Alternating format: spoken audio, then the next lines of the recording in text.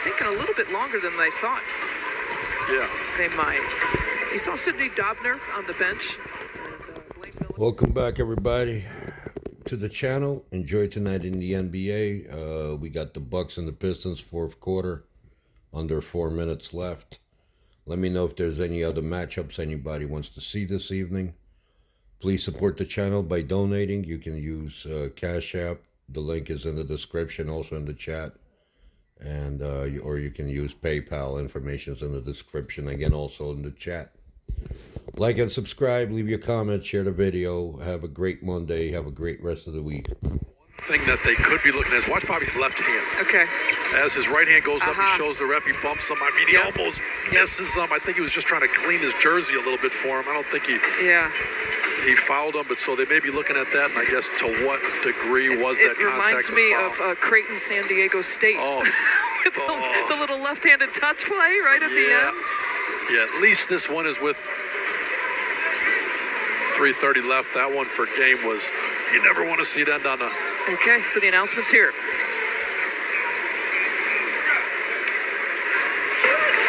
After review will be an unsuccessful challenge. It will be 2 shots with Abbott. Yeah, that's a good call, Steve. You know, I think we all were looking up top.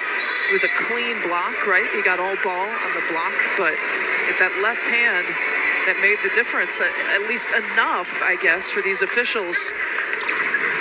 For an unsuccessful challenge, we get one more look at it. This is our best look at that left hand. It's a great look. Yeah, it is. Great work by the crew to get that angle, but I do think when you review it and you find the right hand's clear, it's clean up top, that left hand touches his back. I think the question is, when does contact become a foul? Because there's contact in basketball that's often not a foul. Right. Did that affect his shot? Yes. Ivy's shot. So that's the part I find. That's the big question. So one personal foul on Bobby Portis. It resulted in some free throws. And the Bucks now down to 2 timeouts after that challenge. Deflected last by Detroit. Bucks will take it out here from the sideline. Let's go. I want. In terms of Bud language, this is actually with 3 minutes to go. That's kind of an early challenge for him.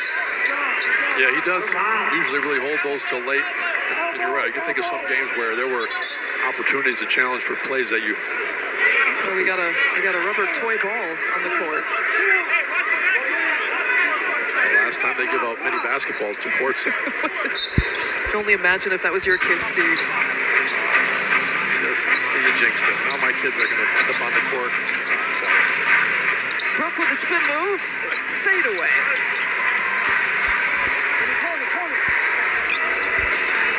All right, 117 to 108. 3 minutes left to play in this one.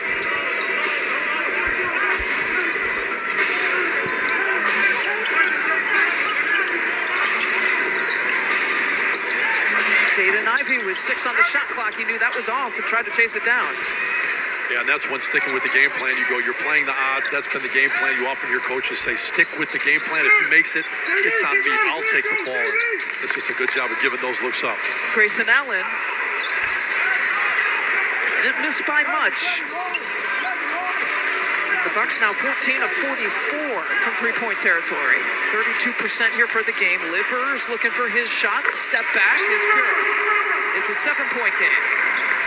Yeah, the truth is, if Milwaukee can stick with that game plan of giving up those mid-range shots, it's going to take more possessions, obviously, for Detroit to catch up. They're running out of time. They're going to need some perimeter shots to go, especially if Milwaukee gets some of those to fall. Brook Lopez, a one-handed rebound and finish. That was a big second chance point. Big second chance point. They really all have in this fourth quarter. Milwaukee, they have struggled to score at times too, but I do think those second opportunities and those hustle plays, they've been the difference.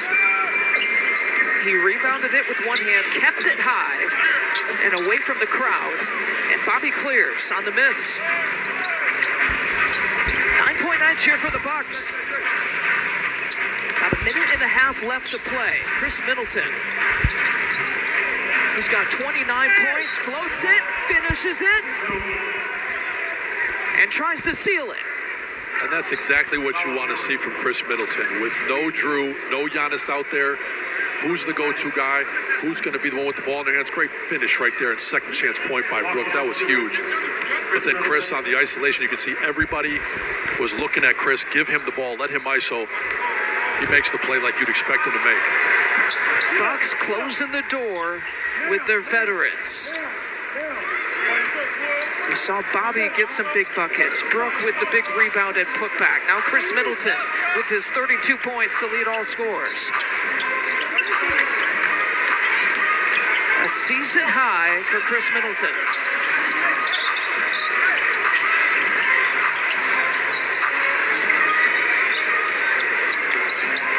Bagley the third flips it up with his left hand, his offhand.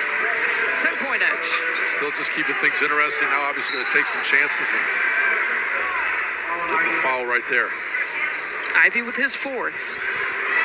It took him this long to pick up 4 personals. He had 3 personals in the first half. You know, you got to tip your cap to Detroit and the way that they played this game, because this game really, you know, you come into it going, this game is about the Bucks playing Bucks basketball, 1.5 games up on Boston, still have the best record in the league. That's what this game is about, maintaining that momentum. But I think Detroit forced this game to be about Detroit. Chris's previous season high, 31, that he put up against Sacramento not too long ago, March 13th. Now with 33 points. Against the franchise who drafted him, returning to the place that he made his return back on January 23rd. And Lindell doesn't waste any time picking up his first personal. Yeah, Lindell kind of shrugging his shoulders going, oh, what do you want me to do? Ivy's he's downhill. He's using those shoulders. Does a heck of a job of getting fouled, and really has been doing that all game. Getting to the free throw line, and that's really the way that this team has been most successful tonight. It was the start of the first quarter. Both of these head coaches, you know, it was very positive starts to the first quarter for the Bucks, and not so positive starts for the Pistons, but it translated into the fourth quarter. Not a great start for Dwayne Casey and Detroit. They started out this quarter 2 for 10. And the Bucks, remember, out of the gates, they outscored the Pistons in this quarter 17-7 and haven't looked back. No, and that's absolutely, I think, what you expect in Milwaukee to be the team that's able to close. But to your point, when you let a team stick around early, you give them confidence, all of a sudden they start believing. You make your job a lot tougher. How you start the game, how you finish the game.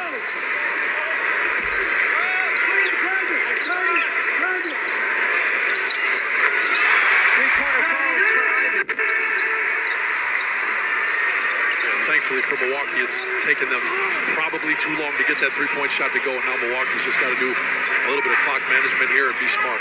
As you said, they've limited them to 2s here in the final few minutes of the fourth quarter. Thanasis! How's the view there, Thanasti? I just love that when he's in the game, he's thinking only one thing: go and dunk that thing, finish it, finish this game. You think Giannis liked that dunk? Oh, he always likes it when the nasty is throwing it down like that. I think we all do. It was not easy without Giannis and without Drew, but the Bucks pick up another win and protect their spot atop the NBA. A smile for our superstar. 126-117 the final. Yeah, and although it was Detroit's worst record in the league, it's a big-time win because of what this team is trying to do. And gotta love seeing the nasty with the smile on his face, his tongue out. Bucks Live is coming up next. Steve Novak will join Craig Kassan to wrap up this win. Again, 126-117 the final. Steve Novak, Lisa Bynes, and Zora Stevenson are